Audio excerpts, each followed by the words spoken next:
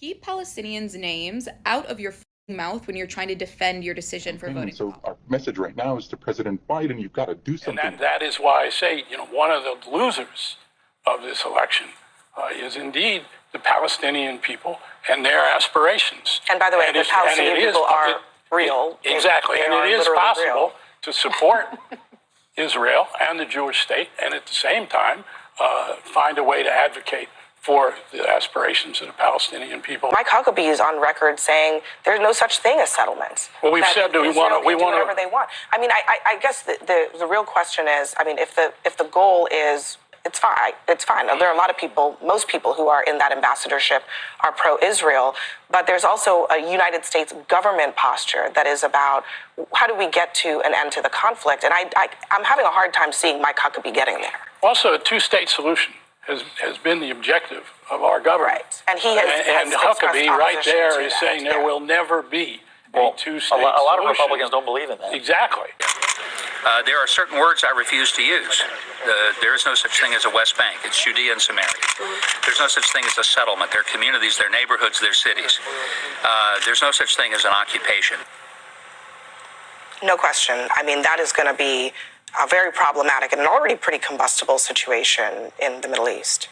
Yes, I imagine that Netanyahu is quite pleased with this pick. And I think that this pick kind of confirms many people's fear about what a Trump administration would bring for hopes of peace in that region and for hopes that there might be a ceasefire, and those who were afraid that what we're seeing is part of a larger attempt to take the land that is already being disputed. So I imagine, there are certain people who are very happy with that pick. One of the strangest tragedies in this election result is the Arab population in Michigan. There was a group of Arabs who decided that Trump was the person they wanted to win. It wasn't just that they weren't going to vote for Kamala Harris, but they actively voted for Trump. And it was all based on Trump's telling them that he was going to call for a ceasefire as soon as he was elected. Now, I find this very sad and also perplexing because Trump is very, very close with extremely right-wing Israelis who publicly said that they wanted to annex the West Bank and Gaza, and they didn't want a ceasefire at all, and they just wanted to maximize the force being used against Palestinians. I can understand being angry at the Democrats and Kamala Harris as well as Biden on this topic, but the idea that Trump was going to be better really is perplexing. There's an Arab group that is sending a letter to Trump saying, please support the ceasefire you promised you were going to support. We voted for you because we thought you were the best choice for the country. But instead he has nominated Marco Rubio and Mike Huckabee, and Rubio has said he is in no way supportive of a ceasefire. He thinks Israel should ramp up their campaign. And Mike Huckabee is very much on record as having said he was supportive of Israel annexing the West Bank and Gaza, or at least supportive of the people who would say that that's what they want to do. The situation for the Palestinians is going to get much, much, much worse. And this is the outcome I was concerned about. And, I can understand to some extent the idea that people didn't want to vote for someone who supported a policy that they disagreed with very strongly. But the risk of it getting so much worse was something that I just didn't feel was worth it. It was worth sending that message to the Democrats, because Palestinians really don't have much time and they don't have much space to go for 4 years or longer in the situation that they're. The Democrats trying to fight Trump. What the fuck is wrong with Biden and Kamala? Why did they just roll over and let him take everything? They're not real leaders. They don't care about us. Hey, babe, I'm gonna need you to calm down, and I'm gonna try to ground you in some fucking reality, okay? Not to bring it up again, but the way to stop Trump was to vote in Kamala. That didn't fucking happen. They lost. Biden will not be the president in 2 months, so he is not able to get anything done. Yes, he technically has political power, but he's what we call a lame duck president. If you don't know what that is a term used for a president or politician who's on their way out, so nobody fucking works with them because what the fuck is the point?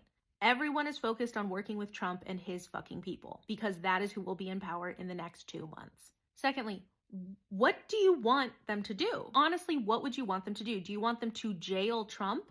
I'm sorry to tell you, but we don't want a fascist dictatorship, right? So we can't just have people jail their political opponents.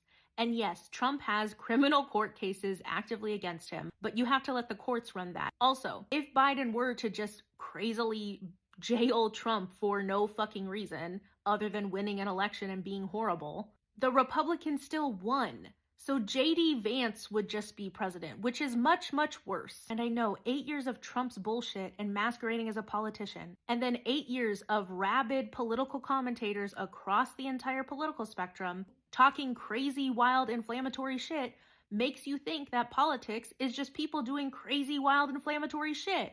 But it's not. I understand saying this sounds good and feels good, especially if you're a person who actively contributed to Kamala Harris's loss by swaying people away from the vote. I clock it. I see it. As much as I would love for the Democrats to also let loose, let's really think about this with some foresight and political strategy. If Biden were to take a huge swing at Trump that would probably miss and not stand up, because everyone is just waiting for the Republican Congress to come in and we already have a stacked Supreme Court in favor of MAGA and Trump, that would just spell catastrophe for all Democrats going forward. Congress is majority Republican, but it is a small majority. The only real hope that Democrats can cling on to for the next 4 years is that some Republicans do hate Trump, and there is potential to sway those Republicans to help Democrats get legislation through. I know that's hope that people have, but honestly, I don't feel like that's going to happen, especially if Trump goes full dictator mode. There would be no political advantage for Republicans to side with Democrats until maybe we get closer to an election, if we even have elections. Because remember, Trump was we don't need elections. Also, this idea that the Democrats aren't doing anything because Biden and Harris are being diplomatic in a peaceful exchange of power completely ignores the fact that the Democrats that still will be in power once Trump is in power are doing things. What do you think Gavin Newsom and all of these Democratic governors are doing by trying to protect their state? They're preparing for a Trump presidency. You can bet your ass that Democratic Congress representatives are still working and preparing for a Trump presidency. People are preparing for the inevitable, and Trump's presidency is the inevitable. The only way to have stopped it was through the vote. And if you didn't participate in that, you didn't participate in that. This is the reality ahead. Democrats are preparing for the reality ahead. We need to also. I know it feels good to rail against the Democrats, but it's they're not the ones in charge. We didn't give them the power to be the ones to rail against. So, yeah. There appears to be a case of buyer's remorse among Dearborn residents who supported Donald Trump in this past election, specifically because of the fact that he went back on his promise to negotiate a ceasefire by November 6th in both Lebanon and Palestine.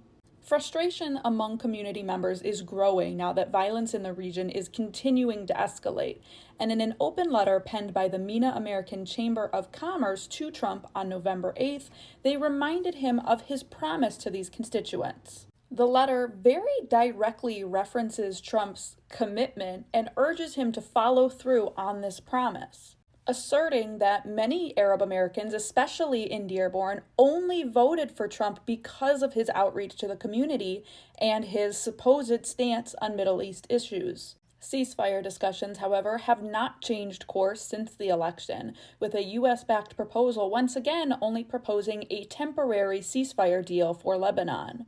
The current proposal calls for a 60-day truce following the UN Resolution 1701, which would force Hezbollah's disarmament south of the Litani River.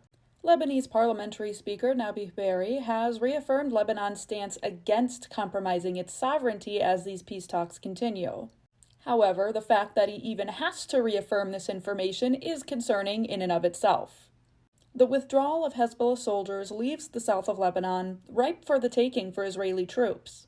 So it's worth noting that if Trump does follow through on his promise to secure a ceasefire deal in Lebanon, this could be a particularly disadvantageous agreement that will further serve to disenfranchise the Lebanese people. I want to start with the results out of Dearborn and what Donald Trump's win means for Arab American voters there and around Michigan. What's your biggest takeaway from that? For many of the Arab Americans in Dearborn Heights, and Hamtramck, it was not so much a pro-Trump vote, but really an anti-Biden-Harris administration vote. We heard that anecdotally, and I think that that is borne out in the numbers too.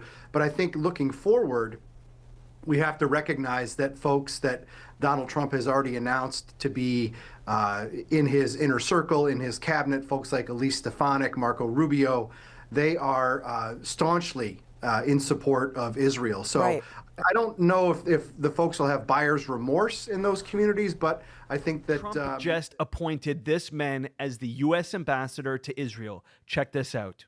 There are certain words I refuse to use. There is no such thing as a West Bank. It's Judea and Samaria. There's no such thing as a settlement. They're communities, they're neighborhoods, they're cities. There's no such thing. Citizens are proudly returning to McDonald's and Starbucks in order to spite Palestinian liberation protesters after the election cycle. Some are even going as far to say they're going to look up the prices of oceanfront property in Gaza to purchase. They're proudly espousing these ideas and patronizing these companies, despite both of these companies, alongside with many others, donating large sums of money and resources to Trump's re-election campaign. Stephens.edu has provided the following data on some of the biggest donors to Trump's campaign. And as we dive in there are certainly some very familiar names. So for the food and beverage industry, major corporations like Wendy's, McDonald's, Chick-fil-A, Taco Bell, Nathan's Famous Hot Dogs, Bubba Gump Shrimp, and Joe's Crab Shack were among donors to Trump's re-election campaign. Their billionaire CEOs made sure to funnel both cash and supplies to see him return to office. In finance, TD Ameritrade, the company that recently got caught in a drug cartel money laundering scandal, was also a prominent donor. And home improvement, companies like Home Depot and U-Haul contributed heavily to Trump's re-election campaign. Beauty companies including Estee Lauder's via billionaire heir and chairman Ronald Lauder were major contributors as well. Estee Lauder's brands are under an umbrella which include DKNY, MAC, Smashbox, Tommy Hilfiger, Michael Kors, and Bobbi Brown Cosmetics. Companies like Revlon and then Chi Hair Care also supported his campaign. Billionaire owners of clothing companies like New Balance and Versace were on the list too, along with owners of various sports franchises which included WWE, UFC, and multiple NFL football teams. So even businesses like PayPal and Marvel Entertainment chipped in. So it seems a bit strange to me that individuals who are upset about Trump's re-election campaign would go out of their way to support the very billionaires who funded his campaign in the first place, all in an effort to spite 0.6% of third-party voters. It feels illogical and counterproductive, but helping to fill the pockets of billionaires who supported Trump's return to office makes you feel better about the outcome of the election, well, that's your choice. Between the comments from so-called elders about looking up oceanfront property in Gaza to purchase and people openly planning to conspire with ICE, the same organization that was caught on camera whipping black immigrants, I expect nothing less than this bullshit. As my friend would say, you can't reason someone out of an opinion or position that they didn't reason themselves into to begin with. So, some of us are asking a question.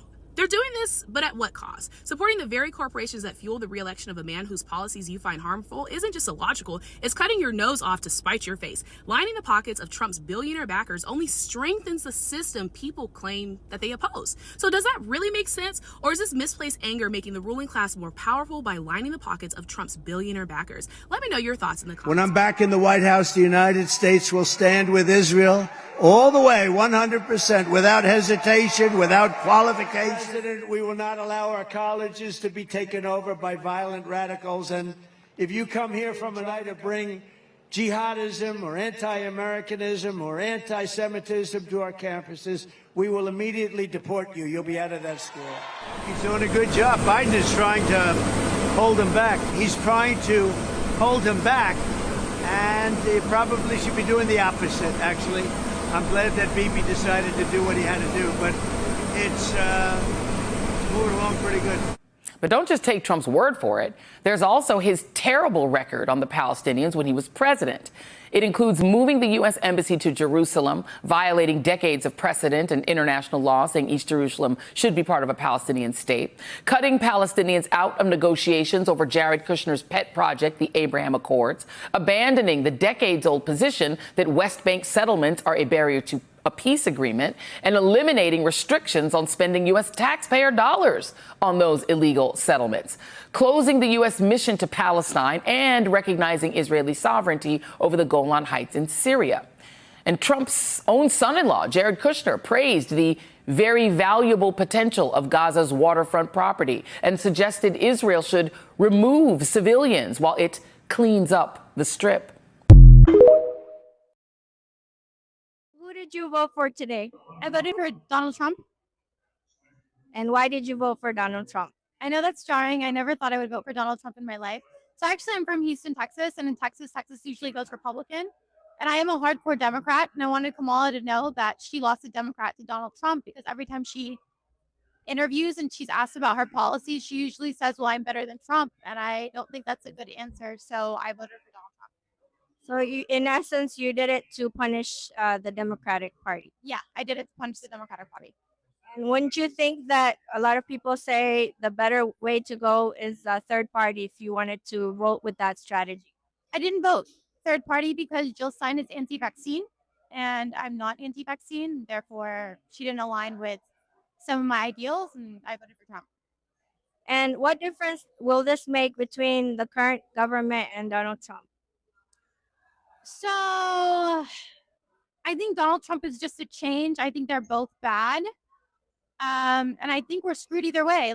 But I think I felt very betrayed by the Democrats, and I could not vote for a Democrat this time. And so my plan, honestly, was to vote for Trump and get out of America. Hasn't Trump openly expressed hatred for Muslims and minorities? He has. And his brother-in-law actually is a Zionist. Like Jared Kushner is a Zionist. And I knew that going into that. But the reason why I voted for Donald Trump, knowing that, is because both of them are Zionists and both of them are going to help the Zionist agenda. At least with Trump, I know what we're getting. Kamala, on the other hand, she says that she's going to stop the war. She says she's going to give aid, and she's not. With Donald Trump, I know what's going to happen. I know who he is. He's a very straightforward person. And I respect that he's straightforward. I either way, we're voting for genocide. Do you think all this even makes a difference? You have to show up to the polls, and your voice has to count. And I do really believe in voting. Why not just boycott the whole voting movement? Well, I live in Texas, so I had to vote Ted Cruz out. For the record, I voted straight Democrat down the ballot except for president. Do you have any predictions this election season? I think Kamala's going to win. That's just what the polls are looking at. Makes me sad. I think Kamala is also going to win Michigan, which kind of makes me really angry. And I think a lot of Americans threw their vote away. But again, my plan was actually to vote and then move to Cup. I asked my son on the way to school, I said, hey, did anyone say anything about the election yesterday? Just curious. I just want to know. And he was like, yeah. And I was kind of bracing myself because we live in Texas. And I was like, okay. I was like, what did they say? You can tell me. It's okay. What did they say? And he said, well, the majority were for Harris. And I said, they were for Harris? He said, yeah. And then after I dropped him off, I was thinking about it, and it makes me want to cry because my kids don't go to a fancy school. They don't have all the new amenities. Their breakfast is free. Their lunch is free. The majority of those kids are minorities. Hell, the majority of those kids probably have undocumented family members. But you know what? That campus is an A campus. Academically, that campus is an A campus because it's ran by this amazing, intelligent, Hispanic female principal. For the girlies that woke up yesterday feeling defeated, taking it personal, because we should take it personal, because The world just showed us yesterday that no matter how qualified you are, no matter how many people back you up, you will never win because you are not a man. It doesn't matter if he's a racist. It doesn't matter if he's a rapist. It doesn't matter if he weaponizes religion. It doesn't matter if his policies are straight garbage. You will never win.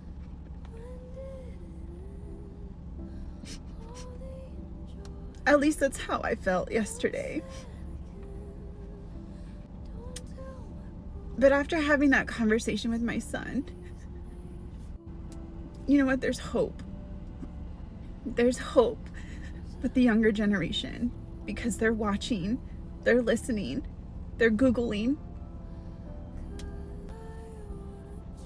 You have to continue to set the good example.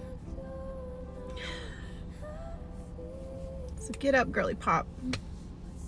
We're getting out today. We're continuing. Let me tell you something. The amount of people that are voting for Jill Stein is friggin' phenomenal. And, you know, the whole, oh, if you vote for Stein, then you're voting for Trump. No, that's not true. If you vote for Jill Stein, you're voting for Jill Stein, okay? It's not our fault the system's jacked up.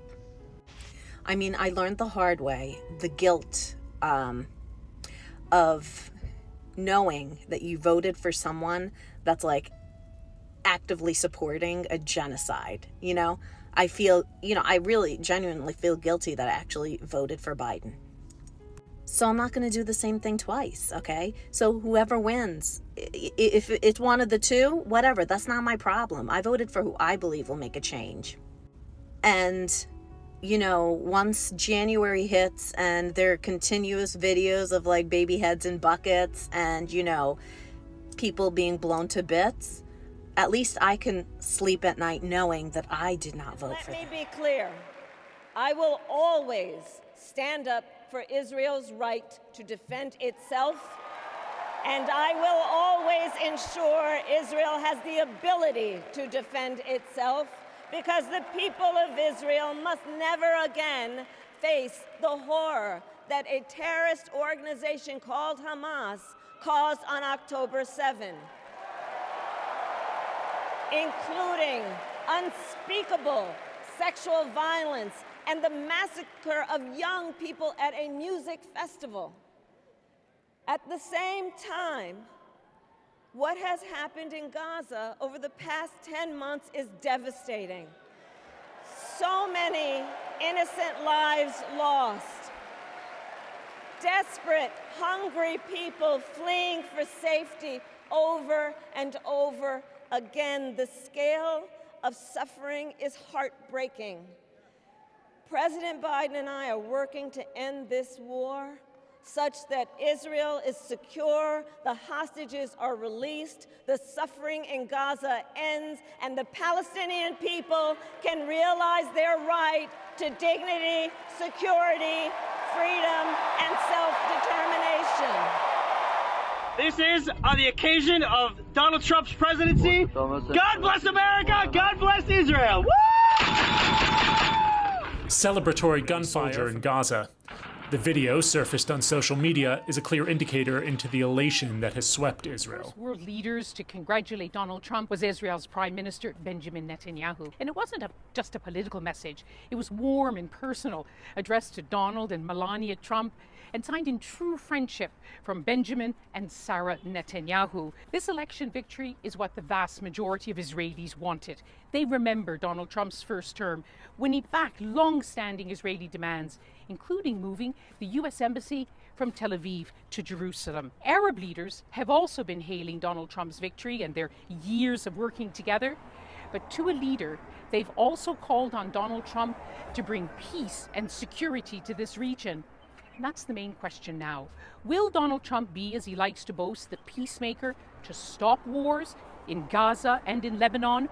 Or will he give Israel a freer hand to keep waging these devastating wars, including hitting Iran even harder? I'm a pro-Palestinian supporter, and I live in a swing state in America.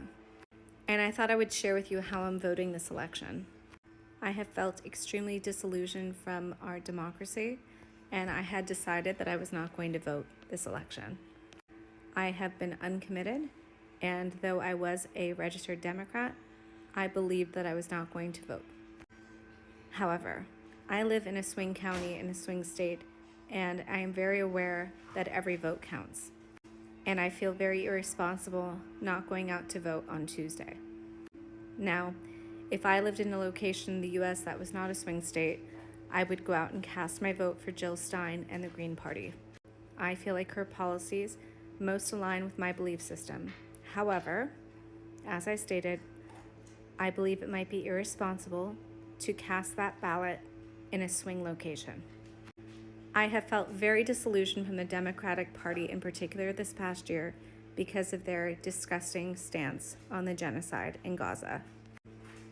However, if I look at Donald Trump and I listen to his rhetoric, I know that his presidency would be even worse. I believe that he would allow Netanyahu to do anything that he wanted, as he's doing now, and I think that he would support even more genocide and even more destruction in the Middle East. Though I am not pleased with the Democrats, and I am absolutely disgusted with their policy on Palestine, I think that our best chance is to continue with a Democrat in office. Now, of course, there's so many other policies to consider when considering the candidates that we have. But for me, I think on Tuesday I'm going to cast my vote for Kamala Harris. And I thought I would share that with anyone who was on the fence or considering not going to the polls. Oh yeah, wake that up, cousin. Wake it up. As a Black American who studies Black history and educates about Black history across the internet, oh my God. I've received the hate comments. I've received the DMs about how they were so surprised, disappointed in me about my book list about Palestine. Oh, my sweet summer child, bless your heart. I have been talking about Palestine this whole time. Because the Black struggle and the Palestinian struggle is like this. It's like this. In the 40s, 50s, and 60s, Birmingham, Alabama was bombed so much they nicknamed it Bombingham. Palestinians got to drive on separate roads. Got to go through checkpoints on those roads. Literally right now, Black farmers across the South, all 2% of them, are being driven off of their land, being forced off of their farmland. You stole it once from the indigenous people, now you're trying to steal it again. Palestinians are under the full control of a government that does not see them as human beings. Does that sound familiar? Like, what are we talking about? Across the internet right now? People are shocked to see that some Israeli people are creating content mocking the deaths of Palestinians. Amy Till Mobley, Emmett Till's mom, talked about the hate mail that she received after the murder of her son, that he deserved it because Black people were animals. He was accused in hate mail and in the media of completely making up the circumstances of Emmett Till's death. Emmett Till's killers did an interview for Look magazine bragging about how proud they were of what they had done.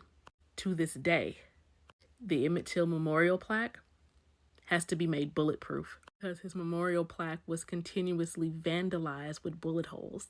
I'm only using Emmett Till because he's a popular example, but there are tens of thousands of stories just like that. Because that's how apartheid works. That's how genocide works. We haven't even gotten to this yet. Google it. Woo-hoo! Yeah, I don't know what y'all thought this was, but if y'all thought that a Black history, a Black education scholar was not going to stand 10 toes down Palestinian people's right to freedom, dignity, and to live a life free of colonialism, apartheid, and genocide, think you can want Black people to be free but not Palestinians? Oh. Put yourself in a bowl with some pretzels, some dried fruit, and M&Ms, and make a trail mix because you are. I want to apologize. A lot of people are shocked and grieving today, but I think as America, what we really need to do is apologize. First, I apologize to Gaza because Trump has said that he will allow Israel to completely roll over Gaza. He has supported Israel completely settling the West Bank, which is a nightmarish situation where a bunch of Israelis are going into people's homes and kicking them out in West Bank, Palestine, and that is something the Biden-Harris administration has fought against. In fact, yesterday, while the elections were happening, so that nobody would pick up the news, Benjamin Netanyahu fired his Secretary of Defense, who was his defense minister, who is talking every day to Lloyd Austin, who is the Secretary of Defense right now under the Biden-Harris administration, and he said that he will not even consider a ceasefire until the elections because he knows Trump won't push for one. Biden and Harris have been pushing at least for a ceasefire. Experts are saying that Gaza will be completely destroyed now because Israel knows Trump will unilaterally support it. Second, I feel like we have to apologize to Ukraine as well. There are experts who think Ukraine will not exist in a year because Trump is a pawn of Russia. This is something that has been said by his own national security advisors and former military leaders. Several of his staffers say that he's a national security risk who was just listening to Putin. And I think we do need to apologize to Ukraine, which has been fighting this bastion for liberalism and democracy in Europe. And who knows what'll happen now. Remember when we all used to wake up like 4 years ago or whatever and like check whether Zelensky was still alive? And now we're gonna let that fall. Number 3, I think we really owe an apology to black women who not only organized so much money for Kamala Harris, but turned out and supported her. Exit polls are showing anywhere from 90%, 95%, or upward in support of Kamala Harris. Meanwhile, it is white men and white women and even other races like Hispanic men who have voted for Donald Trump. And of course, it's black women who will bear a lot of the brunt of his policies. I also think we should apologize for the mess the global economy is going to be in, especially if Trump actually does destroy the economy with these tariffs that are going to not only destroy small businesses in America, but really hamper international global free trade. I think we should apologize to our children who will now live in a less safe world with more gun violence, but more importantly as well, more lead in the water, more microplastics, because Trump gutted the EPA and he's nominating a Supreme Court. He nominated a Supreme Court, will continue to nominate a conservative majority Supreme Court that has completely gutted the EPA and gutted fresh water and clean air and all of those things. And honestly, I feel like we also kind of owe an apology to Kamala Harris. Like, not only did she run a really, really great campaign that was way better than Donald Trump's, outspent him, organized better than him, had insane ground game, was working harder than him every day showing up to campaign, but is so much more qualified than him, has far more experience, has actually been in the government, had policy she could communicate. I've not heard Trump talk coherently about one single policy. Her administration, along with Biden, did so much better than Trump in many ways, including economic. She was so much more qualified in every way. She spoke better. She didn't race bait. She's not a convicted felon or a rapist. There isn't a hint of scandal about her compared to the massive amounts of issues about Donald Trump, who couldn't even get the support of his own party. And she still lost because that's how racist and sexist our country is. So yeah, you don't have to agree with this video. I understand that. I think the majority of people in this country clearly don't. And they turned out and voted, and that's what happened. That's how the country spoke. But I do think it's something as an American I am sorry for, even though I voted for her. And I think it's something we're going to be reckoning with for a really long time. Follow me for more. I'm going to do another in-depth video later when everything's calmed down about why I think she lost, some of the just rhetoric surrounding both campaigns, as well as why the polls were so wrong and why we saw the turnout that we did. So stay tuned for that and follow me for more if you're just done. We're done being sheep for the Democratic Party. There's never any explicit action that's stated, you know? I feel like some people are just willing to even vote for Trump just to give Gaza a second chance, because obviously what's happening with Harris and Joe Biden is not working for us. I think it's hard to believe the Democratic Party is telling us the truth. My family's from the West Bank, so I have a few people who have been killed from the war, because it even traveled to the West Bank. Obviously, it's not just in Gaza. So. Not even saying, like, this is what I would do to ensure that no more lives are lost. This is very personal. I have 2 young daughters. I see these images. I see my kids in every single image. So it's very hard. For us, this has been just the worst year. For people, there's just no reassurance. With them being in charge, they're the ones that are funding this. Genocide needs to be punished. We need to punish genocide. And by punishing genocide, I might actually vote for Donald Trump just to show the Democrats, you know, we're not going to do this anymore. We're not going to be the sheep. And they are telling us not to believe our eyes and to believe their words. And it just seems very hypocritic. There's no acknowledgement of, like, particular communities have been through a lot. There hasn't been an open discussion. They have us wrapped around their fingers. They think they can just come every single time of an election, just promise us some things, and we're kind of sick of it. I am voting third party. I don't believe they will win, but I believe any help to take away from the duopoly that we have going on right now will maybe make a change for the future. I'm not asking her to say, I stand with the Palestinian people. All I want her to say is stand up on the stage and say, this is a genocide. Palestinian people's right to self-determination, their right to justice, must also be recognized.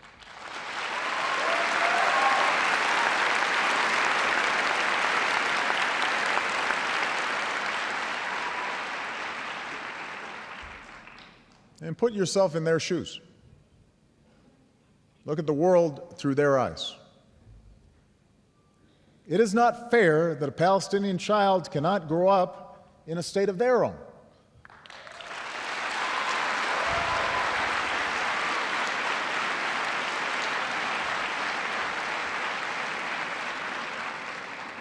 Living their entire lives with the presence of a foreign army that controls the movements, not just of those young people, but their parents, their grandparents, every single day. It's not just when settler violence against Palestinians goes unpunished.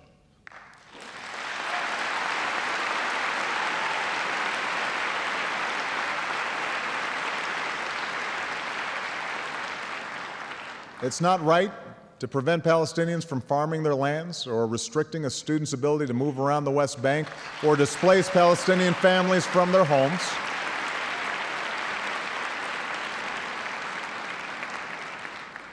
Neither occupation nor expulsion is the answer.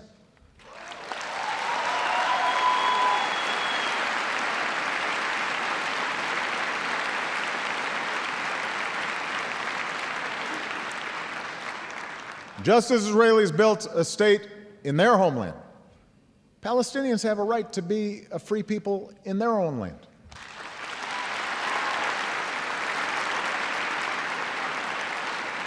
As president, it was my honor to be the best friend the people of Israel have ever had in the White House.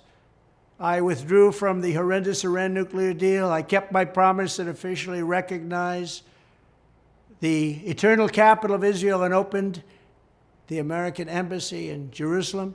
I also recognized Israeli sovereignty over the Golan Heights, something that nobody thought was even possible to get. I did more for Israel than any other president, probably times 10, and that's okay. We did a great job, and I'm very proud of it. Great people, incredible people. There's an argument to say that if the Arab American, Muslim American voter base in Michigan doesn't turn out for Harris, that could create a path to a Trump presidency. How does that make you feel? You know, it doesn't make me feel any way. I think that the Democratic Party should be punished for supporting this genocide. And I know that a lot of people will vote for Trump because they want to punish the Democratic Party because, you know, especially in Dearborn voted Democrat the last election, and it's been a disappointment to the people. The Democrats did nothing but let down the Arab American and Muslim American population. They did not listen. They are not listening to what we want, what we're saying. We've been, you know, protesting the streets all over the United States, and Kamala Harris removed a Muslim from, you know, her rally, and I just think that, you know, she should be punished. The Democratic Party should be punished. For example, my father told me, all black men will leave their wives, this man will leave you. My mother told me, all black people have AIDS. Like, those things are not true, first of all. Well, my father did not approve of my marriage to my husband. And why not? My father, yeah, because he's black. Oh. So there's a lot of racism in the Arab like I said, the culture. Islam says no black man is better than an Arab man. No Arab man is better than a black man. But my father and my mother were adamant against, no, he's black. No, they didn't even give him a chance. They didn't meet him. They didn't, you know, give him an opportunity. And that hurt. But when something is wrong, it's wrong. So you got to stand up against it. I always tell people, if you truly want to learn about America, talk to black women. Yeah, because unlike everybody else, black women cannot afford to around and find out. Black people understand how hard it is when things go bad, especially in America, but any place where black people exist, whether it's Brazil, whether it's South Africa, wherever it is, when things go bad, black people know that it gets worse for them. But black women in particular, they know what shit is, genuinely. People always be shocked. They'll be like, why do black women turn out the way they do in America? Why do they vote the way? Yeah, because they know what happens if things do not go the way it should. They cannot afford to around and find out. And to black women who have taught me, all of them, I mean, the scholars online, the authors, everybody, the Roxanne Gays, the Tressie McMillan Cottons, I'll remember the names, the Zoe Tamudzis, the brilliant, brilliant women have taken the time to inform me, to educate me, to argue with me, the Tarana Burks who laughed with me, talking about everything from sexual assaults to just what life is like. Yeah, man, I'll tell you now, do yourself a favor. You truly want to know what to do or how to do it, or maybe the best way or the most equitable way, talk to black women. They're a lot of the reason that I'm here, and so I'm grateful to them. I'm grateful to every single one of you. This has been an honor. Thank you.